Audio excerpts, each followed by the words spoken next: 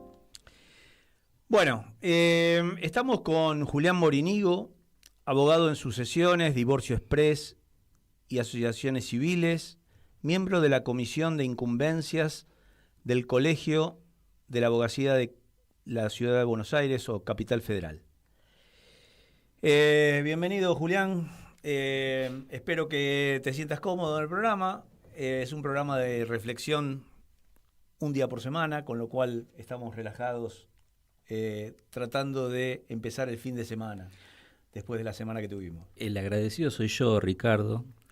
Un saludo para todos los teletubers, serían, ¿no? Ponele. En YouTube.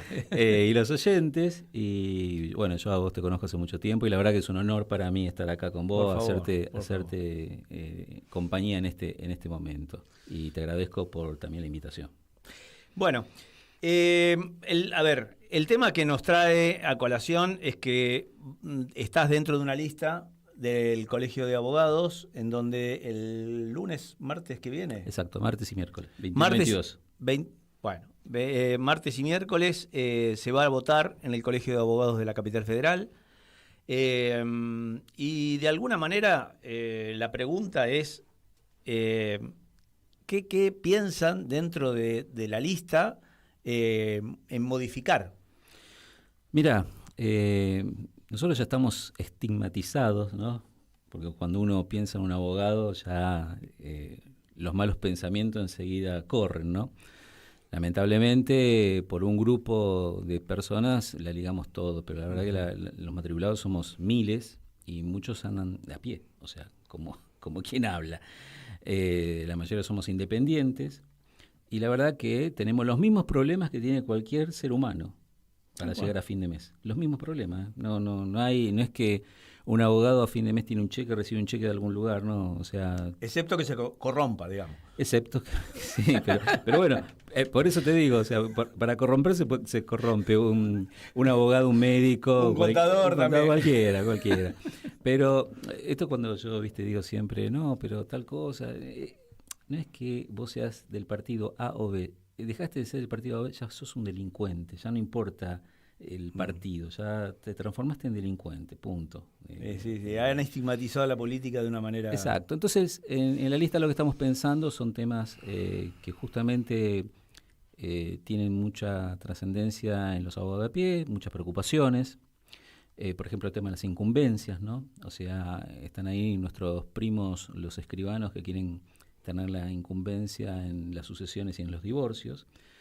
Y bueno, ya viene de hace años este tema y en la lista estamos, obviamente, en los dictámenes, en las resoluciones que va sacando el colegio, siempre dejamos firme esa posición, que es una temática que incumbe directamente a los abogados. También nos preocupa mucho el tema de la justicia, cómo está funcionando la justicia. En tu editorial, yo te estaba escuchando con mucha atención, la justicia es el gran ausente, ¿no? Es el gran ausente.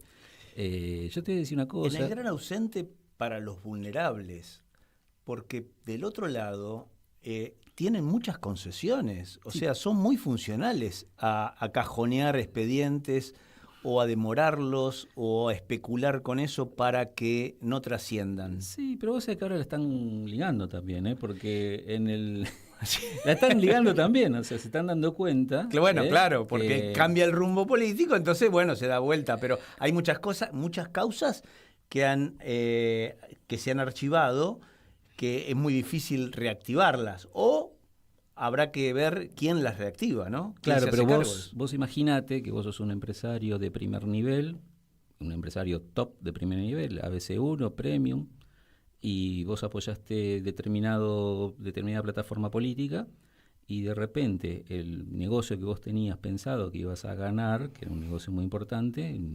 no lo ganás y encima te dicen don chatarrín. Entonces, ¿qué pasa ahí? ¿No? Tal cual.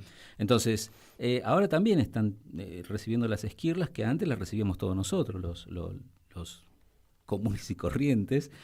Y entonces el tema del funcionamiento de la justicia nos preocupa mucho a todos los abogados, porque obviamente somos auxiliares de la justicia, vivimos de eso también, o sea, de estar confrontando, litigando, mediando, abogando justamente, a ver cómo se llegan a acuerdos. Y el gran ausente, vemos que hay un sistema que no funciona. A diferencia del 2001. En el 2001, porque muchos comparan esta situación con el 2001.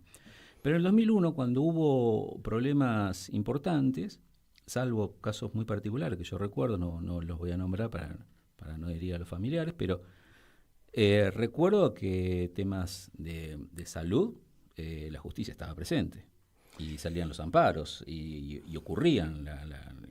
Ahora no, ahora han presentado, cuando salió el decreto de la ley bases, se presentaron infinidad de amparos y fueron todos rechazados, salvo la jueza Ford en San Martín, pero así hay que buscar puntualmente jueces y juezas federales que han actuado y que actúan dentro de lo posible para impartir un poco de justicia, ¿no? Bueno, todas esas cosas es lo que nos están preocupando a los abogados de a pie, y esto es algo por ahí más, hablarle a los abogados muy, muy particular, no es para todo el mundo, pero que también tiene incidencia en el día a día de las personas, ¿no? Porque tiene una clara incidencia, porque cuando un vecino se pelea con otro por algún problema y no se lo resuelve la justicia, no se lo resuelve una mediación, un abogado, lamentablemente muchas veces termina en un episodio de lesiones graves y hasta de muerte. Entonces, el tema de los consumidores también es otro tema importante que lo vemos día a día, y bueno, ahí estamos. No es fácil llegar a consensos últimamente, pero bueno, hay temas que son estructurales, hay temas que son lineales y que estamos enmarcados en ese rumbo, en la lista 47 que encabeza el doctor Rizzo, y los invito a todos mis colegas a que el día martes y miércoles vayan ahí al Colegio de la Abogacía, Corrientes 1441, y que elijan nuestra lista para cambiar un poquitito todo este mal momento que estamos pasando. Con la crisis económica, con que no hay plata, ¿cómo negocian hoy los abogados los honorarios? Mira, es muy complicado, porque, bueno, vos sos contador público también, y todas las profesiones liberales, como abogacía, contadores, medicina también, hay varias profesiones que son liberales. En su mayoría nosotros estamos viviendo, nuestros salarios están basados en lo que la clase media gana.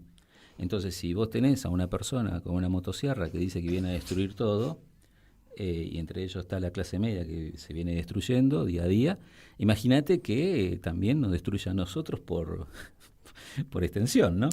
Claro, no es fácil. Muchos deben especular, decir, bueno, sí, yo quiero hacer una demanda sencillamente porque estoy perjudicándome, pero ¿con qué la pago? ¿Con qué me hago cargo de ella? Evidentemente puedo esperar un poco, a ver si no prescribe el delito y juntar la guita. ¿Cómo hace el damnificado, el cliente, que podría ser un futuro cliente, como para plantear al abogado la posibilidad de hacer la demanda? Y yo le agregaría a eso que encima, si enfrente tenés una empresa, una multinacional y demás, digamos que tenés casi todo perdido encima. Claro. Entonces, no es tan fácil, por eso estamos haciendo mucha lupa en el tema del sistema judicial e intentar ver cómo podemos solucionarlos desde adentro, ¿no? O sea, siempre desde adentro. El tema de los honorarios, hay una ley de honorarios, en Capital específicamente hay dos, la nacional y la de la Ciudad de Buenos Aires, que se basan en lo suma y en la forma de liquidar, que bueno, también ese es otro problema, porque los jueces se aumentan. Sí. Y el UMA te aumenta, ¿entendés? Pero que te aumenten el UMA no significa que el cliente te va a pagar el UMA también. No. Entonces, eso lo tenés que absorber vos, con lo cual claro, eso no lo previstes en tus honorarios iniciales. Exacto, esto es un tema, esto es un problema como el que tiene todos los argentinos en este momento. Vamos a poner entonces el flyer número 7 para mostrar la lista a la que los abogados que asistan el martes y miércoles es la lista que tienen... 47, la lista 47. Lista 47, activamos. Evidentemente necesitamos juntar afiliados o Votos. A los efectos de cambiar un poco el clima dentro del colegio. Bueno, ahora vamos a iniciar. Yo te agradezco mucho. No, pero Ricardo, vamos a hacer. Voy a arrancar una sección y vamos a seguir hablando. O sea, obviamente el programa todavía nos queda un tiempo como para charlar.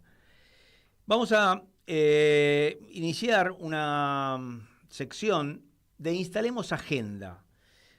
Y la pregunta que va a iniciar esta agenda es preguntarle a los legisladores qué opinan de la guerra que según Milei estábamos ganando, que según Trump eliminaría a toda una civilización y que ahora están negociando o bloqueando el mismo estrecho de Hormuz. Parece una comedia de enredos, pero hay vidas de por medio. Afecta a las economías del mundo. Y le pregunto a los legisladores, ¿ustedes autorizaron algo? Porque tengo entendido que por Constitución debería un presidente, quien preside el Ejecutivo, pedir autorización al Congreso respecto de acciones con países extranjeros o acciones bélicas fuera del país. Lo mismo que recibir tropas, como se están recibiendo tropas de Estados Unidos, para hacer ejercicios en suelo argentino. Vuelvo a insistir, ¿ustedes legisladores autorizaron algo? No serán impunes quienes traicionen a la patria. Y en este video que vamos a pasar, el video número 4, están solo los legisladores de la Ciudad Autónoma, pero me gustaría identificarlos porque no son impunes. La ley que votaron, evidentemente, en algún momento van a tener que dar explicaciones. Vamos con el video número 4.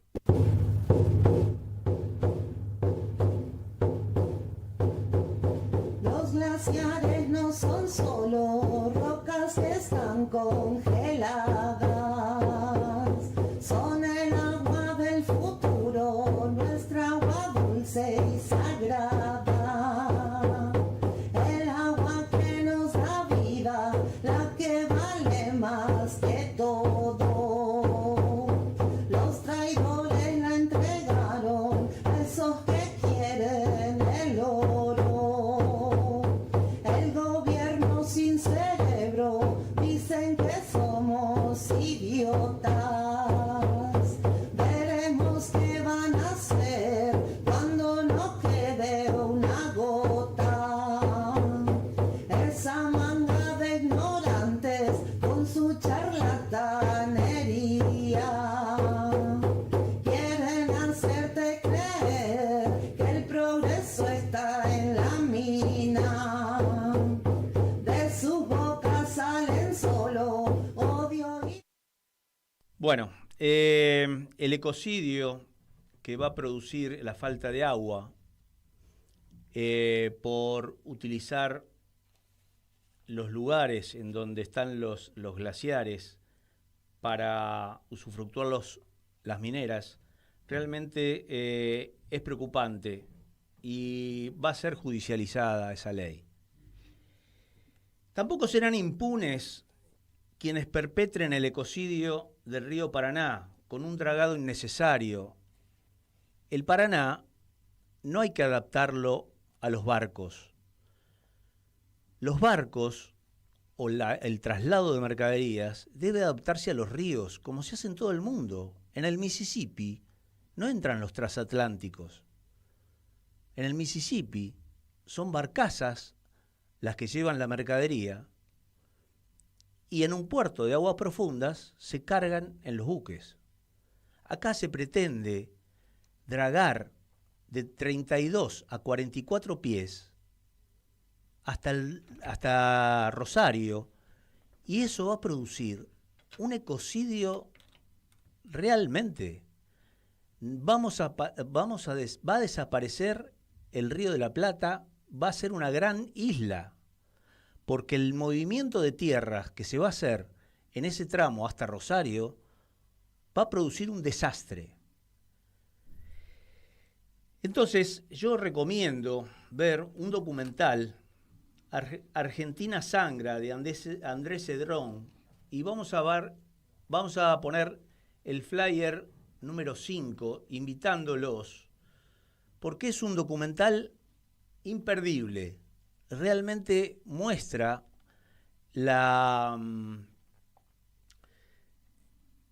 por distintas declaraciones de distintos referentes que están ocupando el tema,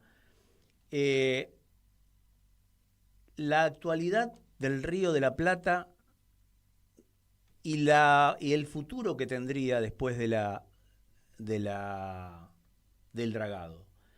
En el multiplex se estrenó el martes pasado en el multiplex de Belgrano, pero el próximo martes 21 y el martes 28 de abril a las 20 horas va a estar en el multiplex de La Valle.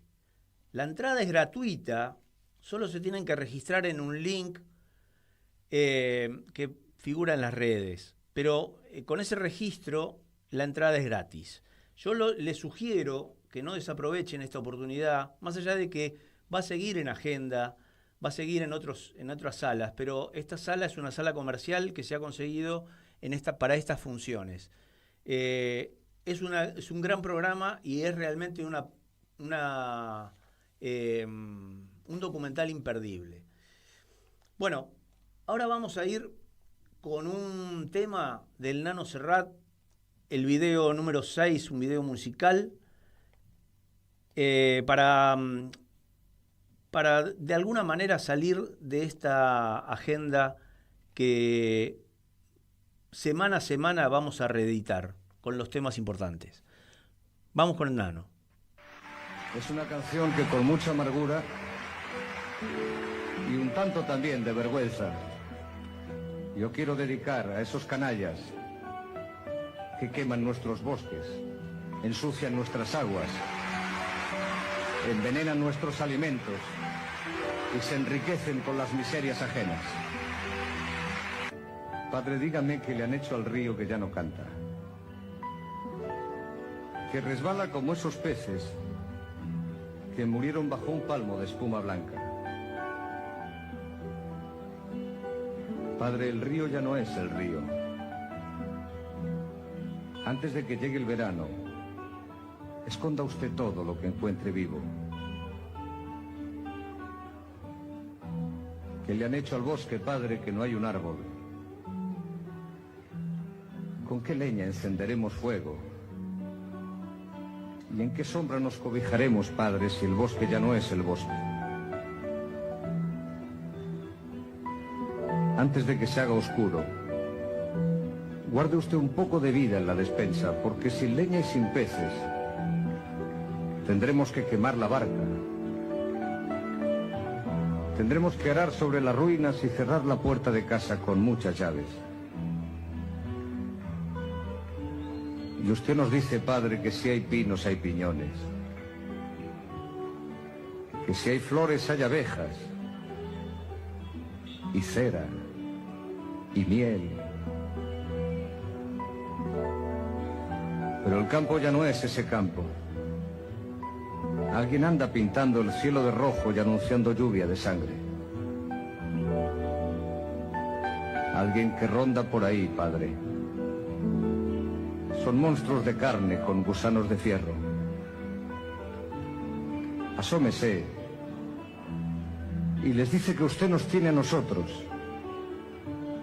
Y les dice que nosotros no tenemos miedo, Padre. Pero asómese porque son ellos los que están matando la tierra. Padre, deje usted de llorar, que nos han declarado la guerra.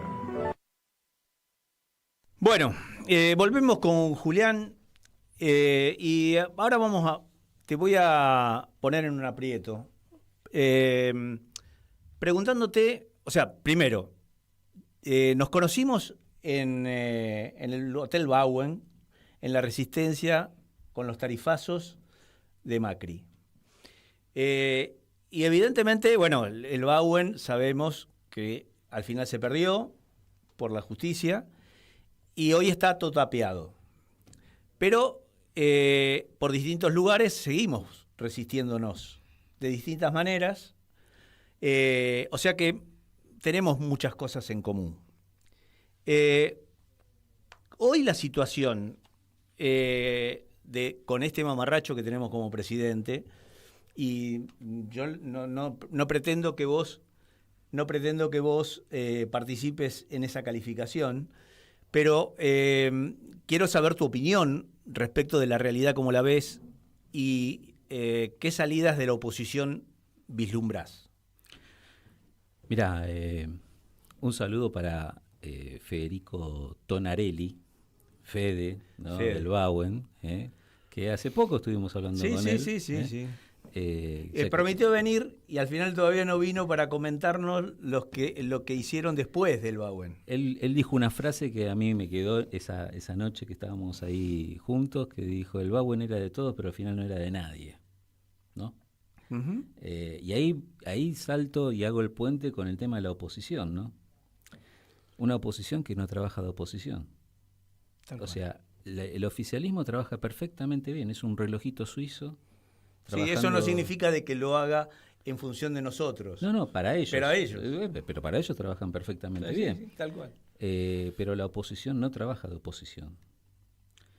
Obviamente hablo en términos generales y en lo que se ve. Porque si trabajara de oposición, creo que el 80-70% de lo que estamos padeciendo no lo estaríamos padeciendo. No puede ser que una persona con un alto cargo que lo honra la nación argentina diga que de un mes a otro sacó a 3 millones de personas de la pobreza. Son temas que son muy delicados. Tal cual.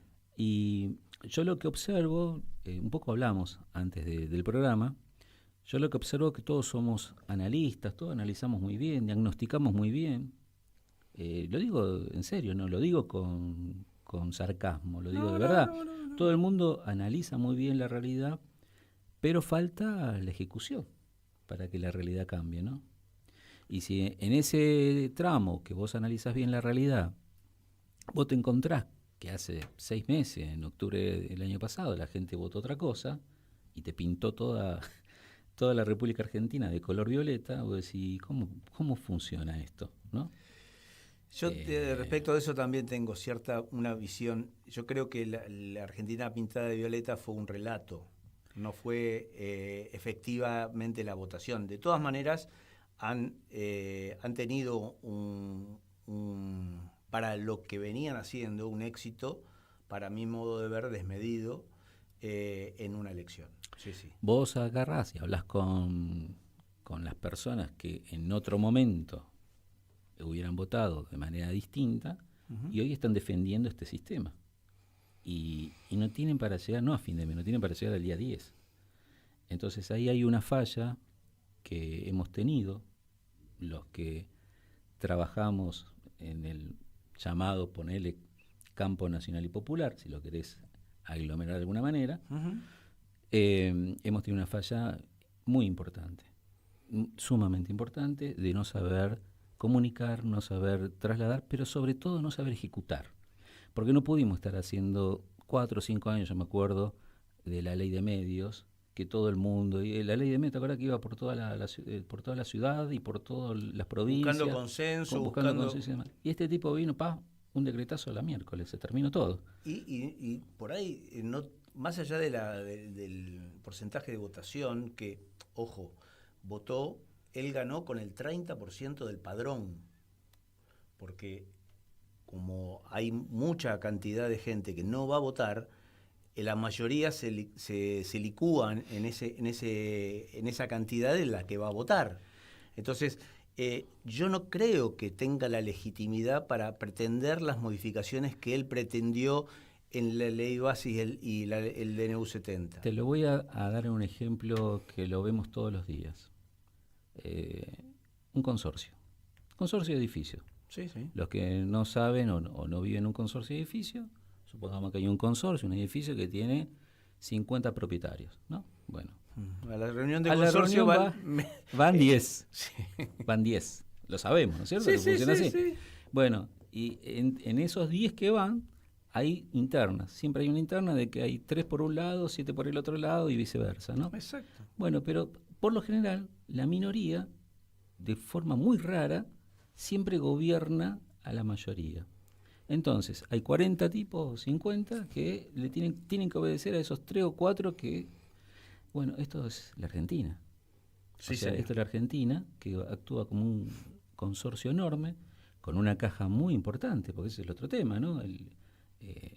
Son cajas muy importantes. Y lo hablábamos hoy con el PAMI. Claro, bueno, entonces yo te escuchaba atentamente toda la historia del PAMI.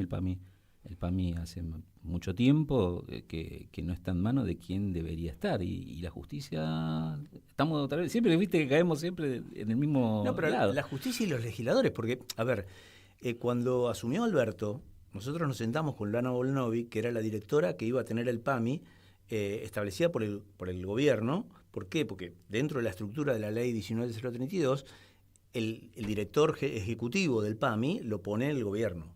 Pero tiene un directorio en donde hay 7 representantes de jubilados, 2 representantes de los sindicatos, y aparte del director, hay 2 representantes más del Estado. Con lo cual, ese directorio es el que debería hoy gestionar el PAMI. Y lo gestiona solamente el interventor. Sí, a ver. Como el PAMI, hay varios organismos nacionales que tienen similitudes, por decirlo de alguna manera, y que son cajas también importantes. Pretender que, y no lo digo solamente en el Estado argentino, en cualquier Estado, que todos los empleados, todos los funcionarios sean incorruptibles, digamos que eso es medio difícil. No. O sea, es difícil. Es difícil. O sea, sí hay que tener los mecanismos de seguridad y sí debe funcionar un sistema de justicia que esté atento y que actúe rápidamente, porque una justicia que actúa lento o tarde no es justicia tampoco. Y que esa justicia esté afectada por el Ejecutivo en sus decisiones, por cargos o por distintas transacciones, evidentemente tampoco es justicia. Y un ejemplo sería la expresidenta, que ya tiene condena firme y todo lo demás, y tenemos la causa Correo que está dando vuelta por ahí, hace más de 20 años. Entonces, ¿cómo puede ser que para unas cosas son rápidos ejecutores y para otras cosas son muy lentos o directamente? Bueno, estas son las cosas que hay que analizar. Estas son las cosas que cuando venga un nuevo gobierno con una nueva mentalidad y las toquen profundamente, porque hay que hablar estas cosas. Sí, no sí. se puede otra vez, viste, debajo de la alfombra esconder. Y como vos hablabas de la doble vara, esa misma doble vara se está aplicando con Julio Devido, que se le niega una domiciliaria con el estado de salud frágil, y evidentemente hay genocidas que están en su casa sin controles, porque salen aparentemente en salidas no permitidas, pero que evidentemente muestran una libertad que no deberían tener. Bueno, yo lo que observo siempre, y creo que vos vas a coincidir también en esto, es que se titubea mucho cuando tenés el 54-56% de los votos que te están apoyando, se titubea mucho en tomar decisiones que los otros muchachos con el 40 y pico, 46, no titubean, o sea, te sacan todos los decretos, te sacan la caja, te dicen, mira, no te pago la coparticipación, son gobernadores rehenes. Gobernadores, ¿cómo los gobernadores van a ser rehenes así? ¿Cómo puede ser que un gobernador, con el poder que tiene un gobernador, que sea rehén de una coparticipación? ¿No? Bueno, justamente los hacen actuar de esa manera para que terminen regalando los recursos, porque la federalización que se hizo de los recursos con la Constitución del 94 libera a los gobernadores a regalar sus recursos. Bueno, vos sabés que se crea el Estado argentino se crea por una serie de acuerdos que se fueron dando a lo largo de varios años. No fue que un día se levantaron todos y dijeron, bueno, todo esto es Argentina. ¿Qué pasaría si la provincia de Buenos Aires un día dice, bueno, salimos del acuerdo que firmamos en su momento y nos vamos? Tal cual. ¿Qué ocurriría? Bueno, es lo que en muchos casos buscan, sobre todo el tema Patagonia, Acordate cuando se reunieron los gobernadores de Patagonia y hablaban de una nueva, como si fuera una escisión. Te la voy a decir de otra forma. Argentina, si la memoria no me falle, corregime o corríjanme lo que escuchan, Argentina territorialmente es el 6º o 7º país en territorio en el mundo. Sí, señor. A ver, sí, varios países de Europa entran dentro de la Argentina. Y es si una tentación. Y si tenemos en cuenta el tema fluvial con los mares y la Antártida, evidentemente no sé si será el mismo cálculo. Entonces es muy atractivo este lugar, ¿no? Aunque está medio perdido en el mundo, en la zona sur, pero es muy atractivo por la cantidad de cosas que tenemos, recursos naturales que tenemos, la capacidad de la gente, del pueblo que tiene. Porque, a ver, un argentino, todo el mundo sabe, he buscado en diferentes países por la capacidad que tiene de adaptarse rápidamente a diferentes circunstancias. Nosotros no fuimos a la Luna todavía porque no quisimos ir a la Luna, te voy a decir, porque la verdad que... Tal cual, tal cual. Te digo que la capacidad de adaptación, que vos encontrás argentino en cualquier parte del mundo, en el continente africano, en el continente asiático, donde vos vas a encontrar un tipo que está ahí y que está haciendo un emprendimiento, o está haciendo algo, o es un científico. Bueno, a ver, ¿por qué nosotros no podemos aprovechar esa capacidad que tenemos? ¿Sí? ¿Por qué vivimos siempre dividiéndonos, ¿no? Yo te decía también antes de entrar, hay un 20, un 30% bien claro, ¿no? Bien claro, de un conservadurismo que viene desde hace 200 años. Antiperonista, claro, pero hay que definirlo ideológicamente. Es un conservadurismo, porque en esa época ni siquiera existía la derecha, el conservadurismo bien extremo. Después viene el antiperonismo, que es el mismo núcleo duro, y del otro lado vos tenés un 70 o un 80% que no sería este núcleo, ¿no? Bueno, ¿por qué somos tan inoperantes, ¿no? De no poder capitalizar sintetizar ese 70-80% y de ese 70-80% obtener por lo menos un 60, un 70%, y ese 20%, volviendo al ejemplo del consorcio, no gobernaría nunca el consorcio. O sea, siempre quedaría como una minoría. Pero bueno, evidentemente, ese 20 lo que hace es ir dividiendo a ese 70, 80 en 3, 4, 5 grupos, y así nos va. Y sí, yo creo que la frustración de muchos del 70 y 80% en las distintas gestiones también hacen que no tengan representación. Y por eso hoy tenemos casi el 50%, el 50%, el 45% que no va a votar. Y yo creo que eso se va a seguir acrecentando, porque hoy los frustrados de Milei que no encuentren una representación tampoco van a ir a votar. Entonces, estamos en un problema. Estados Unidos también vota vota el 40%, el 50% de la población, con lo cual ellos se han acostumbrado históricamente. Nosotros teníamos una capacidad de convocatoria mucho mayor, y de hecho tuvimos gobiernos que nos han beneficiado en el campo popular justamente por eso. Mira, nosotros como argentinos tenemos que estar muy orgullosos de un montón de cosas. Entre ellas un tema, ¿no? A ver, cuando yo nací, acá la persona de color, la persona negro, la negritud era libre. Desde el año 1803 era libre. ¿No? Sí, sí. Bueno, cuando yo nací en el 64 se estaba debatiendo si el hombre de color, el negro, podía compartir un espacio con el blanco. En el país más avanzado del mundo, que nos dicen a nosotros que nosotros tenemos que imitar ese país, se estaba discutiendo eso. John Kennedy estaba discutiendo el tema de los consumidores. Ahí arrancaba el tema de los derechos de los consumidores. Nosotros acá ya teníamos una ley y teníamos una constitución liberal de la Gran Siete. Entonces, nosotros queremos imitar algo que nosotros ya teníamos y lo estamos perdiendo. Julián, se nos acabó el programa. La verdad que es un gusto de tenerte acá. No va a ser la última vez. Después de las elecciones me gustaría que vuelvas a venir para decirnos cómo le fue. Pero la verdad que es un gusto tenerte acá. Y gracias Ricardo. Y nos despedimos hasta el viernes que viene, en donde nos volveremos a encontrar hasta que todo sea como lo soñamos. Gracias a la audiencia.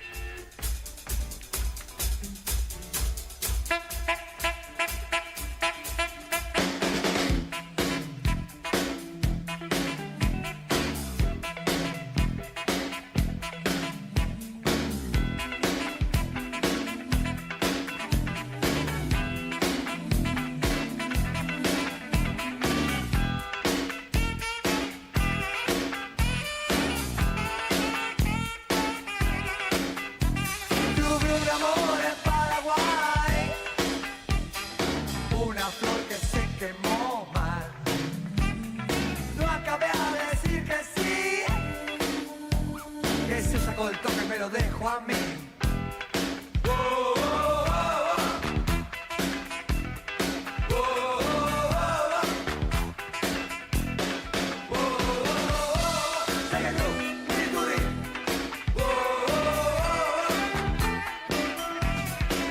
Si me exilio en Madrid, me fui a New York solo porque seguía Perón. Yo tenía un sólido futuro artístico y me comí el bajón. Yo tenía 3 libros y una foto del Che. Ahora tengo 1000 años y muy poco que hacer.